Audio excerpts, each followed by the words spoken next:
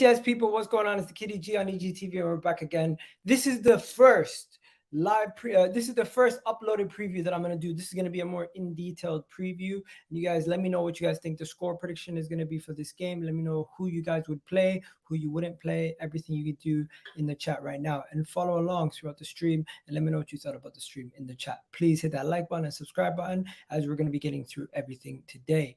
We are going to be playing Bodo Glimt. Yes, we are going to be playing the Norwegian side. Yes, Bodo Glimt are in the top division in the Norwegian league. They are currently second, played 25 games, and they have gotten 48 points on the board. They've won about 23. They've scored about 23 goals. They've conceded about 23 goals. So it's like that is the situation right now. Goals for is 64, goals against is 32. So their goal difference is 32 goals, right? But let's get back to the thing at hand. This is a Norwegian side that we beat 3-0 last time. And I'm not going to lie to you, I expect somewhat of the same result. But let's just go through some more of the information that we don't know. For example, where are we actually going to be playing? Because now that you know who we're going to be playing in Bodo Glimt, as you guys seen on last Thursday, let's talk about where we're going to actually be playing. We're going to be playing in their stadium, and their stadium is a very small, compact stadium. This is the stadium right there, and the name of the stadium right there, as you guys can see, that is the Bodo Glimt Stadium. Let me try to get you guys another photo of the stadium, just so you guys can see another angle of what the stadium looks like. Now, this stadium that we're looking at has a capacity of 8,270 people. The stadium is located in Bodo, Norway, right? And that is the Bodo Glimt Stadium. And another thing that people wanted to know, another thing that people kept asking is every time you see, why do they have two names? Why do they have two names? Why don't they just have one name, right? So let's finally get down to that and figure out why do they have two names, because that is another thing that has been bothering me. It's like every time I see it, I'm like, Bodo Glimt, why do they have two names? So the club changed their name due to the old club from Torvaj, and saving some of the name gone back to the next one. So when they change clubs, they saved some of the name from the other one. Let me just show you what it says here. This was the club changed their name in 1948 due to the old owner from Torvaj having the same name, and since gone by the name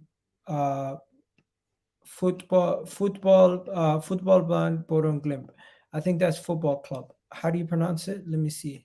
Fotballklubben Bodo Glimt. There you go. So there we go. Now moving on from that information, let's get on to a little bit more about our recent form in comparison to their recent form. As we know, Arsenal have played this season 11 games in the league, and they've been absolutely scintillating. 11 games in all competitions, and we've been absolutely scintillating, only losing one game versus Manchester United.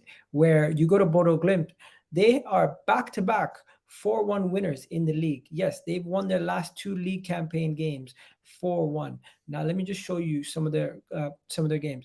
They won at home 4-1. They won away 4-1 in their last two games. In the games before that, they had a draw, and they also played Zurich in the Europa League, which they won 2-1. So the no mean feat. This team, if they do get anything from this game, they're chasing PSV for that second place in the group stages of the Europa League, and they cannot afford to drop that away. I generally do believe that they don't want to drop down to the Conference League. They at least but if they do drop down, at least they still have a chance. They don't want to be last in this group. This group right now, the Arsenal group that we're currently in, let's be real, Arsenal's going to probably win this group quite easily. Zurich are on 0 points. Bodo Glimt currently have 4 points, tied with PSV. They have one win, one loss, and one draw. Let's see what happens. PSV, of course, had a game had a game postponed, just like Arsenal. So they currently have one draw and one loss. So because that game in hand is going to be crucial, let's see what happens in that game in hand. If we beat PSV and Bodo Glimt, we're going to be securing our spot at the top, where Bodo Glimt still need to focus on that. Now, moving on to away from the recent form, our record against the opponent, I think we've only played each other one time each prior to this, so we don't really have that much of a record, a history of head-to-heads between the two clubs. We've only met one time, and that was this year when we beat them 3-0. So we don't really have a history with the team. Moving on to key players, we know who our key players are going to be in this game. We know Marquinhos, Eddie Nketiah are going to be playing. Fabio Vieira is going to be playing. We know Rob Holding and Magalhaes are probably going to be playing. Matt Turner is going to be playing. We know who's going to play in this game. Granit Xhaka is probably going to also play. But do you guys know any of their players? Do you guys know any of the players that are on the Bold and Glimt team? Because I've done some research and I got some players that we're going to look at. So here's the first one. This is their main talisman. This is one of their main guys who scores all their goals. His name is Amahl Pellegrino. Amahl Pellegrino. He's 32 years old. He's a journeyman, and he predominantly plays in that left wing position. But for them in this game, I would expect Amahl Pellegrino to play on that left wing once again. Amahl Pellegrino this season in the league for them has 25 goals, ladies and gentlemen. This is a guy who has 21 league goals, for them, and in 22 appearances. As we can see here, he's Norwegian national. He's 32 years old, and you know what? He's been around for a while. So let's see how he does. This is one of their main danger men that we need to keep an eye out on, and of course, he's going to cause us some problems. Now, moving on to the next danger man that we're going to have to keep an eye on is a midfielder of theirs. This midfielder is quite young. The other one was 32. This one is 22 years old. He's a midfielder. He's quite young, quite versatile. He's also one of those guys who gets and pops up for a goal here and there. Definitely someone to look out for. Now, let me just show you guys this season in the league as a midfielder, he's popped up with 11 goals. He is one of their more deadly options from the attacking options. So we got to watch out for him. He's also another Norwegian international. So there you go. That's two players right there that we got to look out for. And during the game that we played, there was this tricky winger who played on the right wing named Joe Mazuk. He is very tricky. He's 19 years old, very pacey. He caused a lot of problems for us on that right-hand side. We got to keep an eye out for him. Now, finally, going through some of the key players for Arsenal and them, we see the level of quality. The last game that we played, let's just see how the level of quality is now that we're in their house, because their home crowd might be the difference maker that tries to even things out a little bit more. Since there's a level of quality difference, that might be the equalizer, the great equalizer, the home advantage.